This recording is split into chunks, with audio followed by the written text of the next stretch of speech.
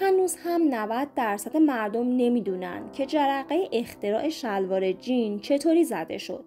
در این ویدیو داستان جالب یکی از مهمترین برندهای آمریکا رو بازگو میکنیم. پس حتما اونو تا آخر تماشا کنید. اخبار کشف طلا تا سال 1852 در حدود 200,000 نفر رو از سایر نقاط ایالات متحده و خارج از اون به کالیفرنیا کشوند تا با پیدا کردن طلا به رویاهاشون برسن. در بین اونها شخصی به نام ژاکوب دیویس اهل لاتولیا بود که با همین انگیزه پا به خاک آمریکا گذاشت. کارگران و کسانی که مشغول پیدا کردن طلا بودن مدام شلوارهاشون پاره میشد. از اونجایی که دیویس خیاط بود، با دیدن اونها فکری به سرش زد تا بتونه هم مشکل اونها رو برطرف بکنه و هم خودش به پولی برسه، چرا که ظاهراً در پیدا کردن طلا خیلی آدم موفقی نبود. ژاکوب به فکر راه حلی برای دوام بیشتر شلوارهای مشتری بود. روزی به فکرش رسید که شاید با استفاده از نوعی پرچ فلزی در نقاطی از شلوار که پاره شده آسیب دیده، مثل گوشه های جیب ها و یا زیر دکمه های شلوار، بتونه باعث استحکام بیشتر برای شلوارها بشه. مشتریان ژاکوب خیلی سریع از این شلوارهای پرچدار استقبال کردند. اون نگران شد که شاید کسی این ایده ماهرانه‌اش رو بدزده. بنابراین تصمیم گرفت حق امتیاز این کار رو به نام خودش ثبت کنه، اما $68 که برای کارهای اداری لازم بود رو نداشت. بنابراین به عنوان شریک تجاری فوراً به فکر لوی استراس افتاد.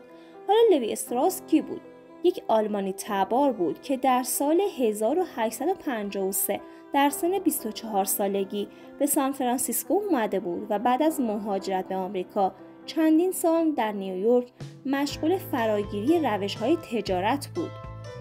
در سال 1872 ژاکوب طی نامه‌ای که به استراوس نوشت به اون پیشنهاد کرد حق امتیاز این کار متعلق به هر دو نفرشون باشه. استراوس که یک تاجر خبره بود، با دیدن این محصول جدید بلافاصله پیشنهاد ژاکوب رو پذیرفت.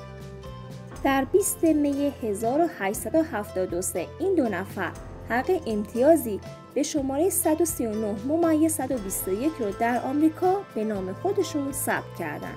این تاریخ امروزه به عنوان تاریخ تولد رسمی بلوجین شناخته میشه. از اونجا که رنگ نیلی به دلیل تیرگی دیرتر کثیف میشه و برای لباسهای کار نیز انتخاب بهتری بود، مهمترین و پرطرفدارترین رنگ در بین مردم بود. استراوس ژاکوب را به عنوان سرپرست تولید این شلوارهای جدید در شرکت خودش استخدام کرد.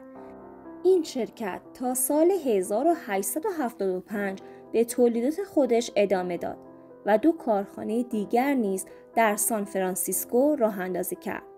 پارچه‌های کتان برای دوخت این شلوارها از یکی از معروفترین کارخانه‌های پارچه‌سازی منچستر تامین می‌شد.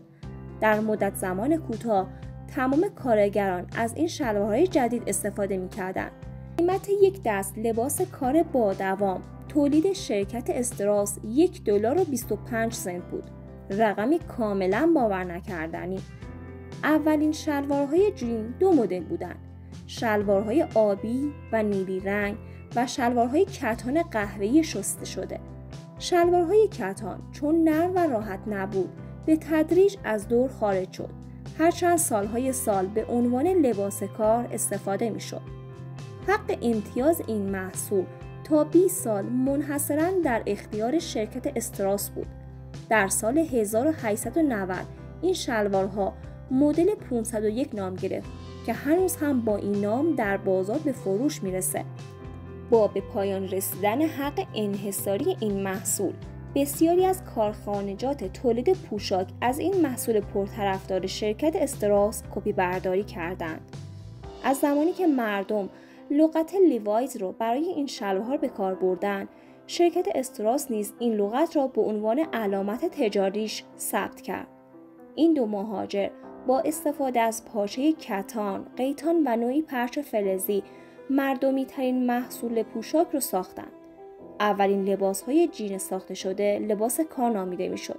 لغت جین در سال 1960 وقتی نسل جوان نام بلوجین رو بر روی شلوارهای مورد علاقهشون گذاشتن رایج شد.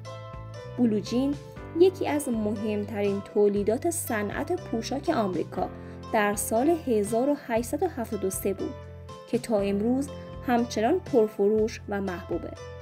نظرات با ارزشتون رو درباره این ویدیو در کامنت برام بنویسید. ویدیوی بعدی در مورد ویتامینیه که همه واقعیت‌ها رو در مورد اون بهمون نگفتند. پس کانال رو سابسکرایب کنید تا تماشای اون از دست ندید.